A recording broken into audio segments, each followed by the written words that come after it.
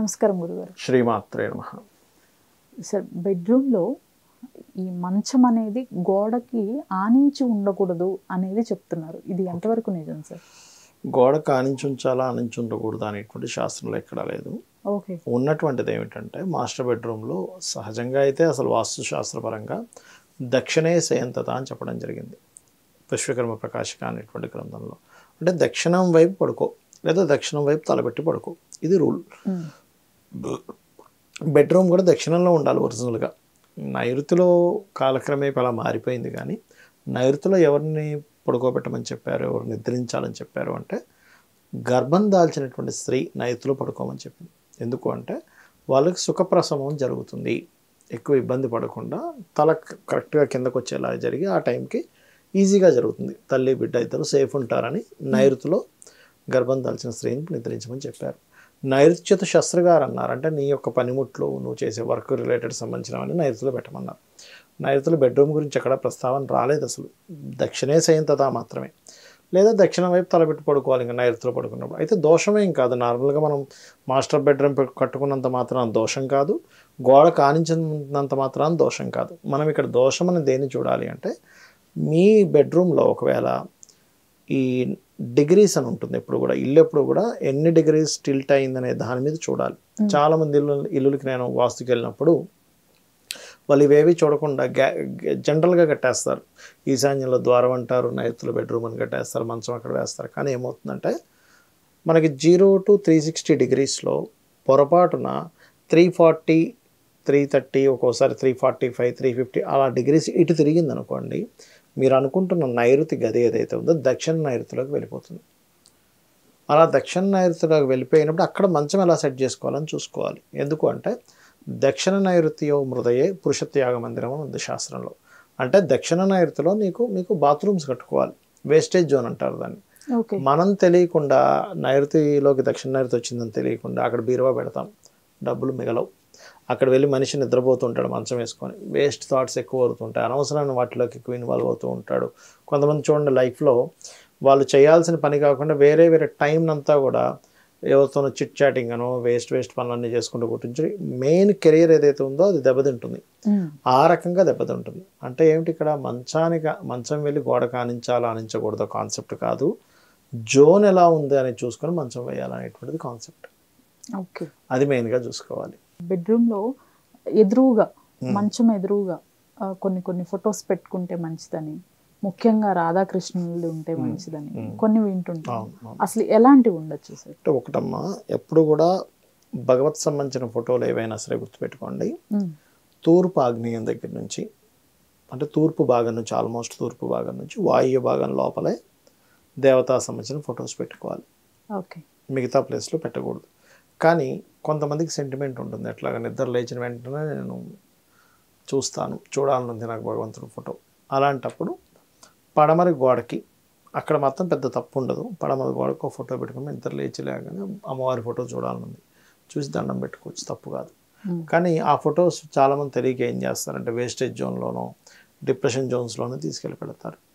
దానివల్ల ఎటువంటి thoughts start అవుతాయంటే వీళ్ళకి, నేను ఎన్ని పూజలు చేసినా వేస్ట్ అవుతుంది, నేను ఏం చేసినా కలిసి రావట్లేదు ఏంటి అంటే థాట్ అలా ప్రాసెస్ ఇవ్వాలి కదా. వేస్టేజ్ జోన్లో బొమ్మ ఉంది, ఆ వేస్టేజ్ జోన్లో ఉండేటువంటిది అక్కడ ఉన్నప్పుడు ఏమవుతుందంటే దాని మీద ఇది వేస్ట్ అనే ఫీలింగ్ కలుగుతూ ఉంటుంది పూజలు అందుకే నేను చాలామందికి ఏం చెప్తామంటే, డ్రింకింగ్ హ్యాబిట్ ఉన్న వాళ్ళకి బ్రాండ్ ఏదైతే వాళ్ళు వాడుతుంటారో ఆ బాటిల్ తీసుకెళ్ళి వేస్టేజ్ జోన్లో పెట్టండి అంటాం. అప్పుడేంటి దాని మీద ఇది వేస్ట్, మనం అనవసరంగా డ్రింక్ చేస్తున్నాము, మనం అనవసరంగా దాని టైం అంతా ఆరోగ్యం పాడైపోతుంది, అంత అందరితో గొడవలు అవుతున్నాయి, దానివల్ల చాలా వేస్ట్ అబ్బా అని థాట్ ప్రాసెస్ స్టార్ట్ అవుతుంది. ఫస్ట్ ఆఫ్ ఆల్ ఏంటంటే మనం ఏదైనా ఒకటి చేయాలంటే మన థాట్లోకి వెళ్ళాలి. ఇది పనికి వస్తుంది. కొంతమంది పిల్లలు బాగా చదువుతారు, ఎందుకు అంటే వాళ్ళ థాట్, వాళ్ళ సబ్కాన్షియస్ మైండ్లో ఒక థాట్ క్రియేట్ అయింది, నేను బాగా చదివి ఫలానా అవుతాను, నేను నిరూపించుకుంటాను, నేను చూసుకుంటానని. అది వాళ్ళకి థాట్లో ఎలా అయితే వెళ్ళిందో వీళ్ళకి కూడా థాట్లోకి వెళ్తుంది. ఏదైతే వేస్టేజ్ జోన్లో పెడతారో అది వేస్ట్ అనే ఫీలింగ్ పెరుగుతూ ఉంటుంది. ఓకే, అప్పుడు ఆటోమేటిక్గా వీళ్ళకి అది మందు మర్చిపోవడం జరుగుతూ ఉంటుంది. ఆ రకంగా ఏంటంటే ఈ భగవత్ సంబంధించింది కూడా పొరపాటును కూడా తీసుకెళ్ళి దక్షిణ నైరుతిలో పెట్టకూడదు. పెడితే ఏమైపోతుందంటే మారుస్తూ ఉంటారు కొంతమంది. చూడండి, కొన్ని రోజులు ఒక టెంపుల్కి వెళ్తారు, నాకు వెళ్ళిన తర్వాత చాలా బాగుందండి అంటారు. ఏదో కొన్ని పనులు అవ్వకపోయేసరికి అమ్మ ఈ టెంపుల్ కాదని ఇంకో టెంపుల్కి వెళ్తారు. ఇదేమైపోతుందంటే మనమే తెలియకుండానే ఒక కన్ఫ్యూజన్ స్టేజ్ని క్రియేట్ చేసుకున్న వాళ్ళు అవుతాం.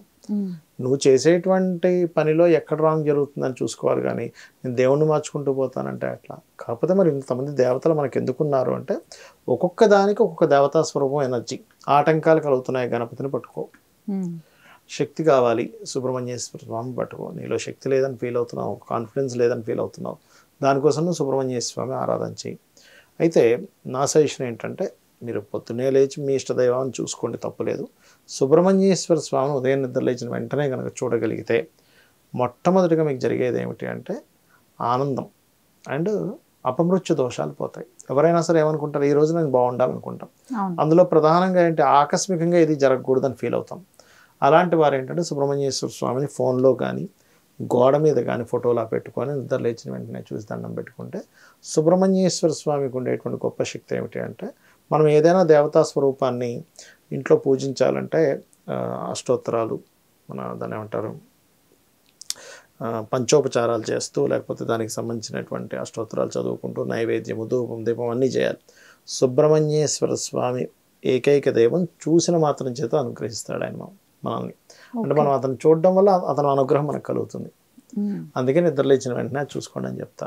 ఇంతకుముందు చిన్న చిన్న అద్దాలు ఎక్కడో ఉండేవి, ఇప్పుడు అసలు యాక్చువల్లీ ఒక వాల్ మొత్తం పెట్టించేసేయటము, లేకపోతే ఇప్పుడు డ్రెస్సింగ్ టేబుల్స్ అని. చిన్నప్పుడు ఏంటో ఇంత అద్దం, ఇంతకంటే పెద్ద అద్దం ఉండేది కాదు అసలు. నాకు తెలిసి నా చిన్నప్పుడు. అవును సార్, అంత గోల్డ్ అద్దాలు అయిపోయి. అవును, మిర్రర్స్ అయిపోయి. ఒక్కొక్క ఇల్లు అయితే అసలు కంప్లీట్ అంతా మిర్రర్ ఉంటుంది. ఇలా ఉండొచ్చా సార్? అంటే బెడ్రూమ్ లో అంత పెద్ద మిర్రర్స్ ఎదురుగా అలా ఎక్కడ పడితే అక్కడ అలా ఉండొచ్చా?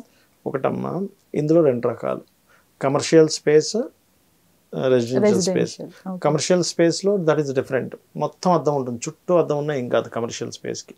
కానీ రెసిడెన్షియల్ దగ్గరికి వచ్చేసరికి మీరు కొన్ని చోట్ల మాత్రం ఎక్కువ అద్దాలు పెట్టేసి కొన్ని చోట్ల అద్దం పెట్టకపోతే ఆ జోన్ పెరిగిపోతుంది తెలియకుండా.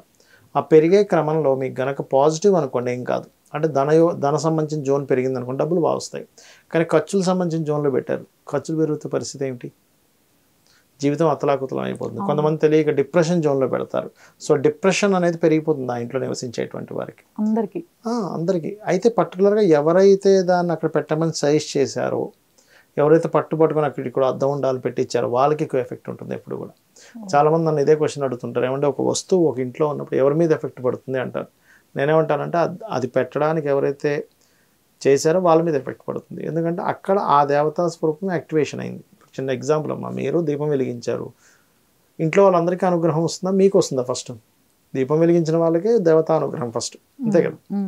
అలాగే ఇంట్లో కూడా ఏదైతే నెగిటివ్ చేసినా పాజిటివ్ చేసినా చేసిన వాళ్ళకి ఆ వాస్తుపరమైనటువంటి ఎఫెక్ట్ కలుగుతుంది, అది పాజిటివ్ ఆర్ నెగిటివ్. ఓకే. అందుకని ఇంట్లో ఏ వస్తువు మనం మారుస్తున్నా ఒకసారి ఆలోచించాలి. ఈ వస్తువు ఇటు తీసి అటు పెడుతున్నాము, ఈ ఎనర్జీ జరిగింది, ఇక్కడ ఎనర్జీకి దీనికి కనెక్ట్ అవుతుందా లేదా, అది మనం ఫస్ట్ వాస్తులో తెలుసుకోవాలి. వాస్తు అంటే కేవలం నిర్మాణం మాత్రమే కాదు, వస్తువు యొక్క స్వభావాన్ని, వస్తువు ఇచ్చేటువంటి ఎనర్జీని, ఇంట్లో ఉండేటువంటి ఎనర్జీ మ్యాచ్ అవుతుందా లేదో చూసుకోవడం. Thank you sir. శ్రీమాత్రే నమః.